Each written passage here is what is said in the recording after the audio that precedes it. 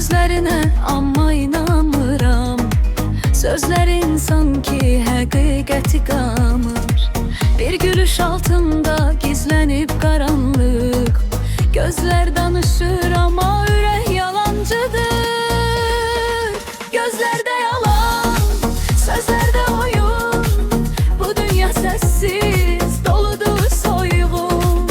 Gözlerde yalan, izlerde duman.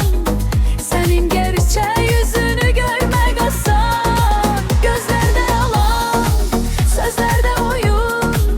Bu dünya sessiz, doludur soygun. Gözlerde yalan, izlerde duman. Senin gerçek yüzünü görmek asan.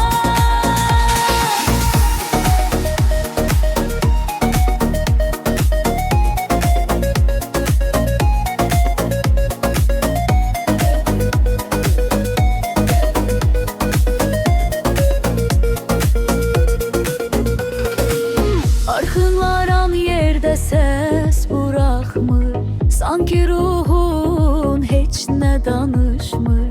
Her baxış bir sir, her kelime bir